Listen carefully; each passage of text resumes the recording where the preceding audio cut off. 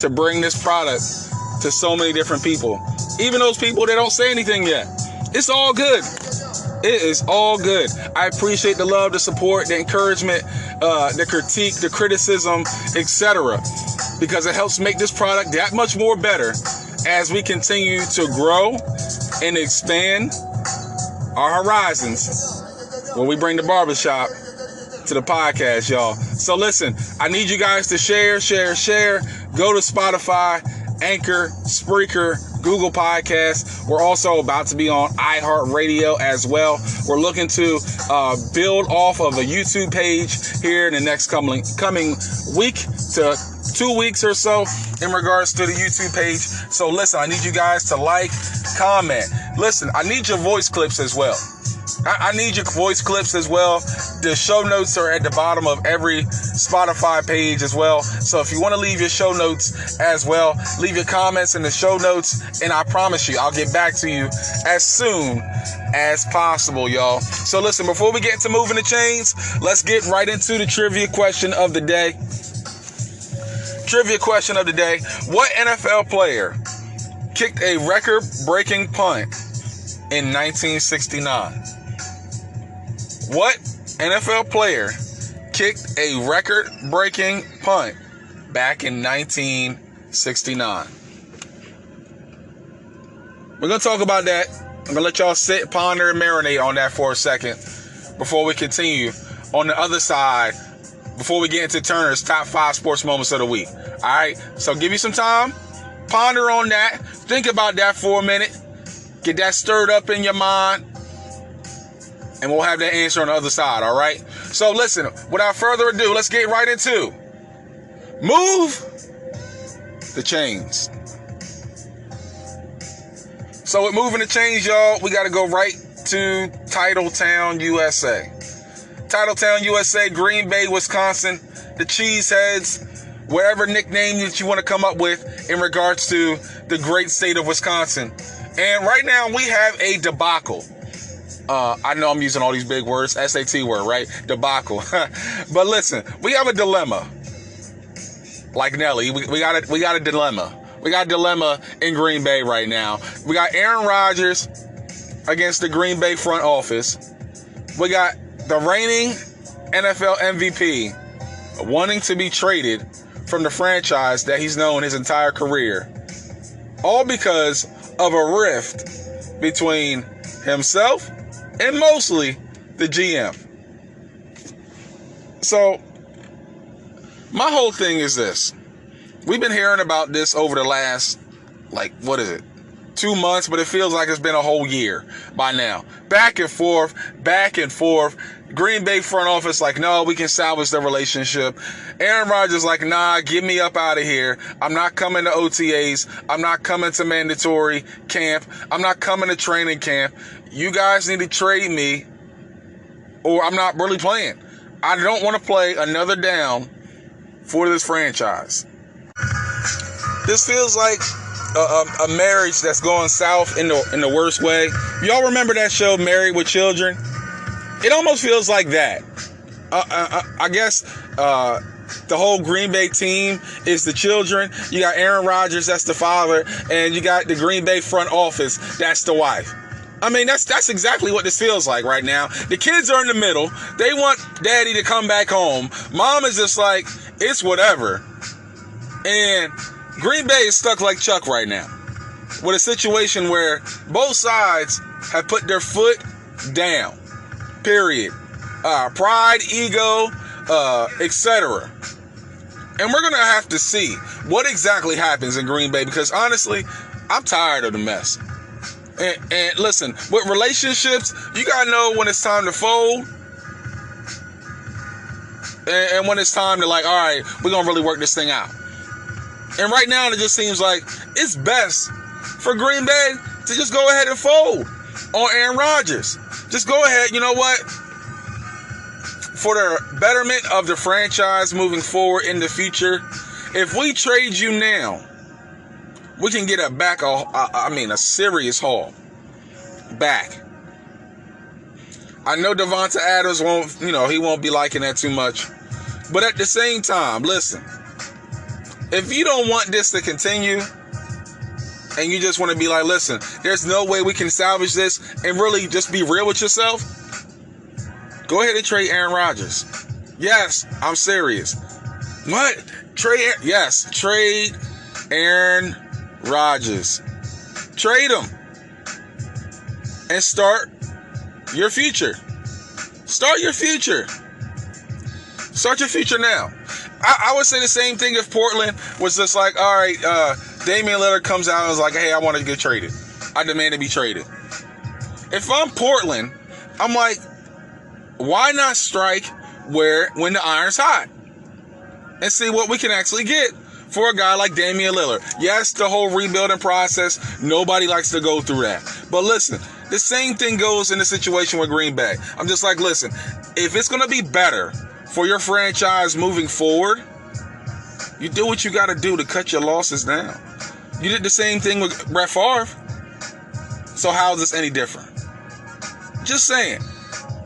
I'm just saying. Listen, does Aaron Rodgers get traded from Green Bay, or did they find a way to salvage their relationship? I need you guys, your comments in the show notes at the bottom of the screen on Spotify and also on Spreaker as well, also on Anchor. Leave your show notes, leave your comments in the show notes. Does Aaron Rodgers get traded from the Green Bay Packers? I'll get back to you guys on that as soon as I can. Leave your comments in the show notes as well. Speaking of guys that could be traded around the NFL, listen, we got a couple of guys, a couple of big name guys that are potentially on the trade block right now. The New England Patriots have a little bit of a situation right now. Stephon Gilmore has made it clear that he wants a better contract. And New England has a propensity to trade their really good players before they have to get another great big contract. And it seems like a situation where New England's going to end up trading him so that they don't have to foot out his next bill. And usually, New England's really good at making sure they get out of players that are coming out of their prime and not getting enough value with their contract. So this feels like Stephon Gilmore could potentially go to Jacksonville, because Jacksonville desperately needs some playmakers on the defensive side of the ball. And I mean, who wouldn't want to go to Florida? State tax, no state tax. You get most of your money in your tax returns. Just saying, Stephon Gilmore. Just think about it. Speaking of guys in Jacksonville that could be on the move, Gardner Minshew. It's a matter of if. No, it's a matter of when, not if, pardon me. It's a matter of time before Jacksonville trades the former mullet-bound quarterback. He just cut his mullet. So he's feeling like a fresh new man.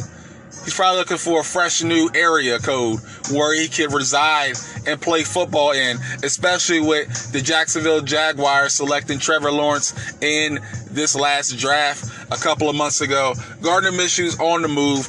Just don't know where he's going to go. We'll see what happens in that situation. Also, we got possibly Michael Thomas could possibly be on the trade block at some point in time. Jameis Winston and Taysom Hill are your quarterbacks for the New Orleans Saints right now. No Drew Brees. This is going to be a weird season in New Orleans. No Drew Brees for the first time. Michael Thomas is a receiver that dominates based on his ability to run slant routes and get yards after the catch. Jameis Winston is not good throwing slant routes. So the Saints, I mean, they're in a really tough cap situation right now. They only have about $6 million in cap space. So trading a guy like Michael Thomas, who's about 28, about to be turning 28 this year, wouldn't be bad value to try to see what you can get from him and try to start over, because it looks like you're in the midst of a potential rebuild in New Orleans if Jameis Winston doesn't prove that he's ready for the moment. We'll have to see. Those are some guys that are on the trade block around the NFL. And before we get up out of here, we're going to have to talk about the sophomore seasons of a couple of these young guns around the NFL. We got Jalen Hurts, Justin Herbert, Joe Burrow, and Tua coming into their second season. And I just want to know, who has the better sophomore season? Most of the time, you got the sophomore slump. You got guys that take a step back instead of forward. And honestly, the guy to me that has the best opportunity to have a better sophomore season is Justin Herbert.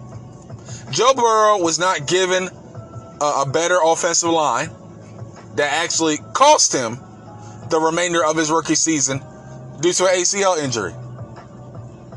Cincinnati had a chance to get Sewell right there at number 5. Instead, they're like, hey, we're going to link you up with your former best friend, wide receiver, Jamar Chase, and we're just going to hope for the best in regards to our offensive line situation. That's not going to get it done, Cincy. That's just not. That's going to put you guys in a continued situation where you have been. Justin Herbert has been given the best opportunity to succeed because the Los Angeles Chargers have put better offensive linemen around him. It still is going to take some time, but the weapons are there in Los Angeles, and at the same time, the offensive line is a little bit more rock solid now after a tough season last season in LA. I like Justin Herbert to have a better sophomore season. What say you? Two questions, all right? Does Aaron Rodgers get traded?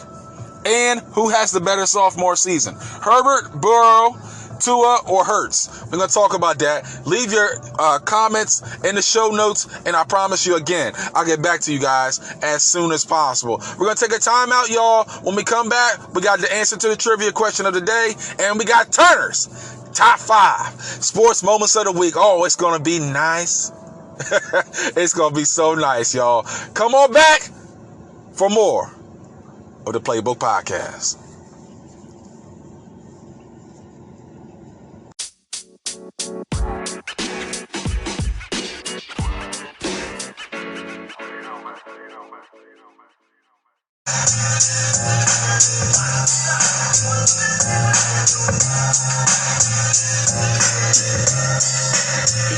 We're jamming our way back inside the Playbook Podcast, y'all.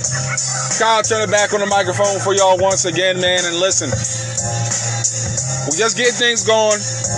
We almost gave you a 3-course meal already. We gave you the appetizer, the full course, and we're working our way towards dessert right now. So listen, right now I need you guys to, again, go to Spotify, Anchor, Spreaker, Google Podcasts, wherever you get your podcast platforms, y'all. And like, subscribe, and comment on the Playbook Podcast page, man. And help us expand our horizons to bring the barbershop to your podcast, y'all.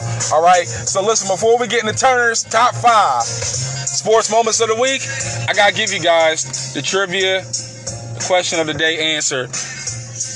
Once again, the question was, what player kicked a record-breaking punt back in 1969? I don't even know what was happening.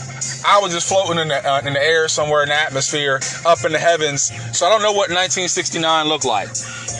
My mom was just born. My pop was already born. They were in diapers. So they probably know what happened. But I got to tell y'all what happened. The player that kicked this record-breaking punt, his name was Steve O'Neal. Played for the New York Jets at the time. The day was September 21st, 1969. September 21st, 1969. He was a rookie when they were playing against the Denver Broncos. And Joe Namath had been sacked 3 times that drive before the record-breaking punt. He got sacked 3 times. They were inside their goal line. And O'Neal had to punt out of his own end zone. My man put his foot in it. Like old grandma does, you know, with her food, with her potato salad, her sweet potatoes, all that other good soul food.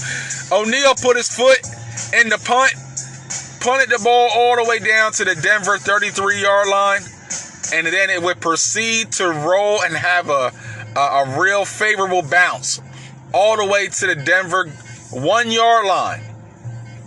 1-yard line, where it would be then picked up and then it would be tackled